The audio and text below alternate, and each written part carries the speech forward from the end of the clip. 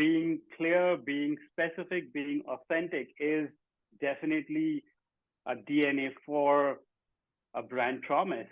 And Right. I think before I get to share a little bit, I wanted to really take a step back and also share that brand promise is something in today's time and age. I see a lot of businesses undervaluing the power of brand promise, and that's not good for your business. So if you're watching us live here or you watch us later, it's a very clear message to keep your focus right on the brand promise. And there's a way to really build your brand promise. And the first thing that I would like to share is about being customer focused. Now, of course, I understand customer focused is an overly used terminology in the business world, but it means a lot for any business. And what I mean here is I can give you an example. Beck, I was having a business coaching session with the world's largest incubator, T Hub in Hyderabad, India, last evening. And I was talking to the startups and business owners, and I realized that how important it is for everyone to understand the power of the branding for their business, the power of the brand promise for their business. And that's the reason I took them through an exercise where we first decoded the ideal customer avatar for each of their businesses. And Mm, that's your first step. While you're building your brand promise, that's your first step to decode your ideal customer avatar or persona to know as much as possible about your customers, their frustrations, their fears, their feelings, their desires, their problems, their challenges, their roadblocks. Where do they hang out? What do they like? What do they dislike? The more you know about your customers, the better you will be able to distill that information into a clear message.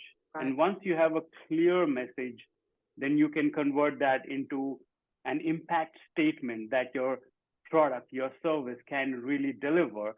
And once you have the impact statement, that kind of becomes your brand promise to your customers. And many times what I've seen with many businesses that they have brand promise, but the brand promise is more towards what their product is all about, what their service is all about, what they think they should be doing, what they think the customers should be needing or having. But it should be the other way around. It should be customer focused. It should be what are the pain points of your customers? What are the opportunities that they're not able to tap onto that you can help them tap on? You can help them get benefited from. And then comes your product or service as a tool to get that benefit, to get that outcome that your customers are really looking for. They need it. And that's very important to keep that in mind. And that's all going to happen only when you are customer focused. Because you go around and see many businesses, you will see that the brand promise is more towards the business themselves rather than towards being customer focused. And that's when you are customer focused, that's when your customers will resonate with your brand promise. And at that stage itself, they are semi ready to buy. And then your whole sales process becomes so much more easier.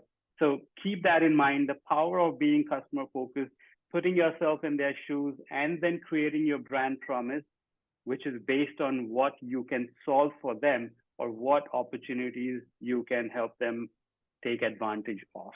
So customer focused.